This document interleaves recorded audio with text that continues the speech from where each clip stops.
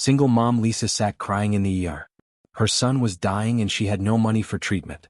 Her husband was dead. She was completely alone. Then a stranger sat beside her and said something that would change their lives forever. She had no idea he was a billionaire. Before watching full story, comment below from where you watching, also like and subscribe for more stories. Lisa Martinez sat in the emergency room at 3 a.m., holding her 6-year-old son Jake's small hand as he lay unconscious on the hospital bed. The monitors beeped steadily, but each sound felt like a countdown to disaster. Acute pneumonia with complications, the doctor had said an hour ago. We need to keep him for at least a week, maybe longer. The treatment will be expensive, even with insurance. Lisa's heart had sunk when she heard those words. Expensive. Everything in her life was expensive, and she never had enough money for any of it. 3 months ago, Lisa's husband David had died in a car accident, leaving her alone with Jake and drowning in debt. David's life insurance barely covered the funeral costs.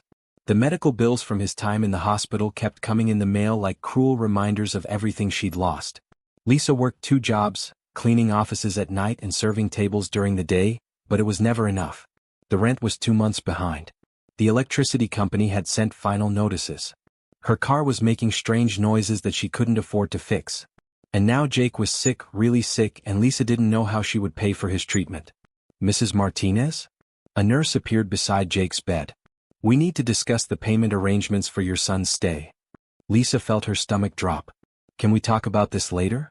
I just want to make sure my son is okay. I understand, but hospital policy requires us to address financial matters within the first 24 hours. Your insurance will cover 60% of the costs, but you'll be responsible for the remaining amount. Based on the treatment plan, your portion will be approximately $15,000. $15,000. Lisa felt like someone had punched her in the chest. She didn't have $15,000. She didn't have $1,500. Her bank account had $127, and that was supposed to last until her next paycheck. What happens if I can't pay? Lisa asked, her voice barely a whisper. The nurse looked uncomfortable. Well, we can set up a payment plan, but if you can't make the payments, we might have to transfer Jake to the county hospital. Their facilities aren't as advanced. Lisa understood what that meant. The county hospital was where poor people went to die. The equipment was old, the staff was overworked, and the wait times were dangerous. I need some time to think, Lisa said, trying not to cry in front of the nurse. Of course. But we'll need an answer by tomorrow morning. After the nurse left, Lisa sat alone with her unconscious son, feeling more hopeless than she'd ever felt in her life. David was gone. Jake was sick. And she was completely, utterly alone. Lisa called her sister Maria at 4 a.m., crying so hard she could barely speak. Lisa, slow down, Maria said from her home in Phoenix. What's wrong with Jake? He has pneumonia and it's bad, Maria. Really bad. The doctors say he needs to stay in the hospital for a week, but I can't afford it. I don't know what to do. How much money do you need? $15,000, Lisa sobbed. I know you don't have that kind of money. Nobody in our family has that kind of money. Maria was quiet for a long moment. Lisa, I wish I could help, but Roberto lost his job last month. We're barely keeping our own heads above water. Lisa had known Maria couldn't help, but hearing it out loud made everything feel even more hopeless. I understand. I don't know who else to call. What about David's family? Lisa almost laughed, but it came out as a bitter sob. His parents blamed me for the accident. They said if I hadn't asked him to work overtime to pay the bills, he wouldn't have been driving home so late that night. They haven't spoken to me since the funeral. Lisa, you can't blame yourself for what happened. Can't I? If I hadn't needed the money so badly, David would still be alive and Jake would be healthy, and we'd be a normal family instead of this disaster. Lisa hung up the phone and put her head in her hands. She was completely alone in a hospital room with her dying son, and there was nothing she could do to save him. That's when she completely broke down. All the grief and fear and exhaustion she'd been holding back for 3 months came pouring out. She cried for David, for Jake, for the life they'd lost, and for the future that seemed impossible now. Lisa was crying so hard that she didn't notice when someone sat down in the chair next to her. She only realized she wasn't alone when a gentle voice said, "Excuse me, are you okay?" Lisa looked up through her tears and saw a man in his 50s sitting beside her. He was well-dressed but not flashy, with kind eyes and gray hair. He looked tired, like he'd been in the hospital for a long time too. "I'm sorry," Lisa said, wiping her face with a tissue. "I didn't mean to disturb anyone. I was just. You don't need to apologize, the man said softly. I've been sitting in hospitals for months. I know what that kind of crying sounds like. Lisa looked around the waiting area and realized it was nearly empty except for the two of them. Is someone in your family sick too? The man nodded. My wife. She's been fighting cancer for 2 years. Tonight the doctors told me there's nothing more they can do. Lisa felt terrible for bothering this man with her problems when he was dealing with something so much worse. I'm so sorry. I shouldn't have been making so much noise when you're going through that. Please don't apologize. Actually, hearing someone else's pain helped me feel less alone. Is that your son in there? Lisa looked through the window at Jake's room. Yes. He has pneumonia and I can't afford his treatment. I know that sounds selfish compared to what you're going through, but I'm scared I'm going to lose him too. My husband died 3 months ago. Car accident. Now it's just me and Jake and I can't take care of him the way he needs. I can't afford the medicine, the hospital bills, any of it. I feel like I'm failing him every day.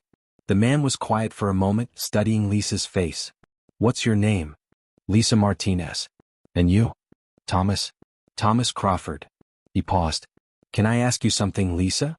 If money wasn't a problem, if you could give your son the best care in the world, what would you want for him? Lisa thought about the question. I just want him to be healthy and happy. I want him to grow up and have a normal life, go to school, make friends, maybe go to college someday.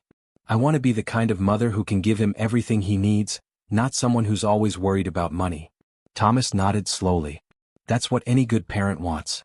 But let me ask you something else. Do you think your son cares whether you have money? What do you mean?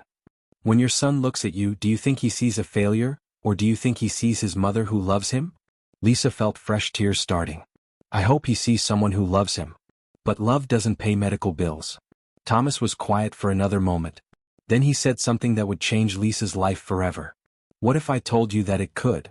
Lisa stared at Thomas, not understanding what he meant. I'm sorry, what? Thomas reached into his jacket and pulled out a business card. Lisa read it and felt her heart stop. Thomas Crawford, CEO, Crawford Industries. You're Thomas Crawford? The Thomas Crawford. Lisa had seen his name in newspapers and magazines. Crawford Industries was one of the biggest companies in the country. Thomas Crawford was worth billions of dollars. I am, Thomas said simply. And I want to pay for your son's medical care. Lisa felt dizzy. I don't understand. Why would you do that?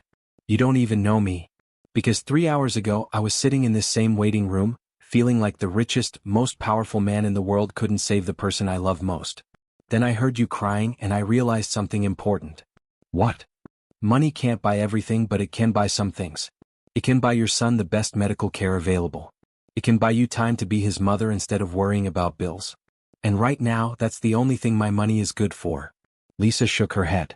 Mr. Crawford, I can't accept charity from a stranger. It's not charity, Thomas said firmly. It's an investment. An investment in what? In hope. In the future.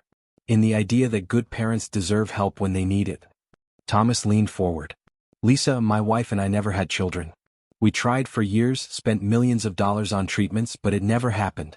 We were going to adopt, but then Margaret got sick and all our energy went into fighting the cancer. Thomas's voice got quieter.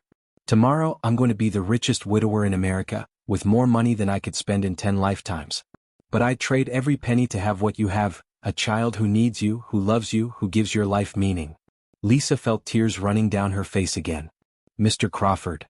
Let me do this, Thomas said. Let me pay for Jake's treatment, his recovery, whatever he needs. Let me help you be the mother you want to be instead of the mother you're forced to be by circumstances. I don't know how I could ever pay you back. Thomas smiled sadly. You can't.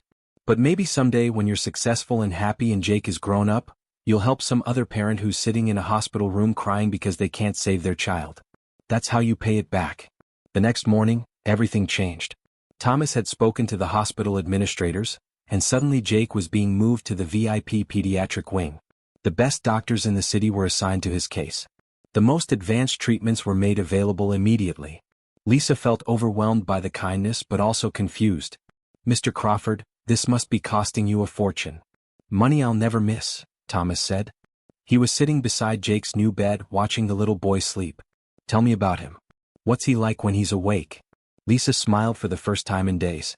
He's funny and smart and curious about everything. He loves dinosaurs and wants to be a paleontologist when he grows up. He asks a million questions about everything and never accepts simple answers. He sounds like a scientist in the making. His father always said Jake was going to be smarter than both of us put together.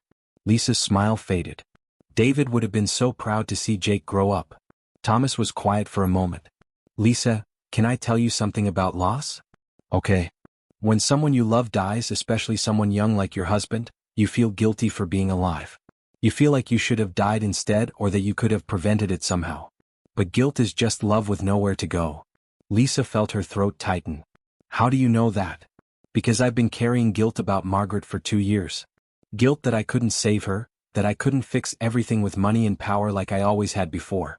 But sitting here with you and Jake, I'm starting to understand something. What? The people we love don't want us to carry guilt. They want us to carry love forward. Your husband didn't want you to struggle alone.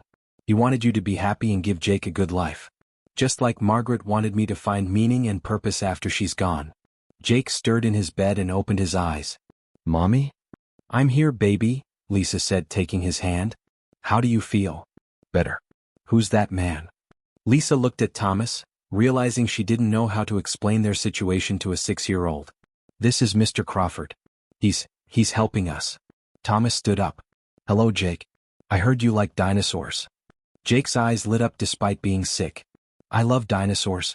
My favorite is the Tyrannosaurus Rex because it's the biggest predator ever.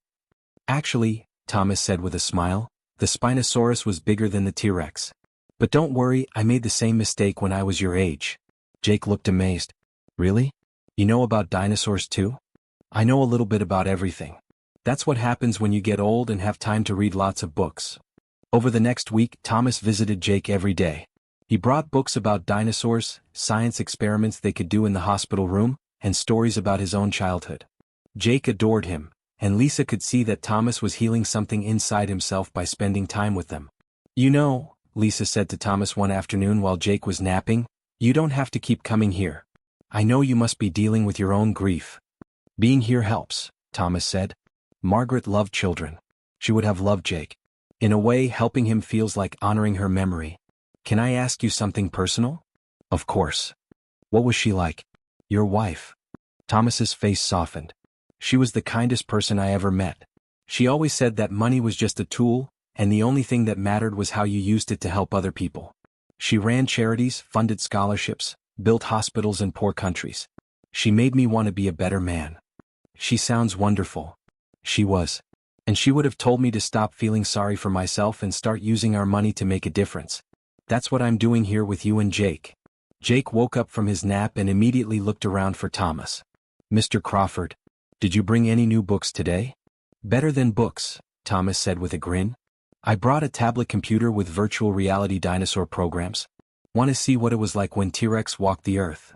Jake practically bounced in his hospital bed with excitement. Lisa watched them together and felt something she hadn't felt since David died, hope for the future. As Jake got stronger, Thomas's visits became about more than just medical care. He started talking to Lisa about her future, her dreams, and what she wanted to do with her life. Before David died, what did you want to be when you grew up? Thomas asked one day. Lisa laughed. I was grown up. I was a wife and mother. That's not what I meant. What were your dreams before life got in the way? Lisa thought about it. I wanted to be a teacher. I was studying education in college when I met David. But when Jake was born, we needed money, so I started working whatever jobs I could find. I never finished my degree. What if you could finish it now? Mr. Crawford, I appreciate everything you've done, but I can't ask you to pay for my college too. You're not asking. I'm offering. Jake's going to need his mother to be successful and confident. The best investment I can make in his future is investing in yours. Lisa felt overwhelmed. Why are you doing all this? Really? Thomas was quiet for a long moment. Because Margaret and I always planned to start a foundation to help families like yours. Families where good parents are struggling not because they're lazy or irresponsible, but because life dealt them a bad hand. We were going to call it the Second Chances Foundation.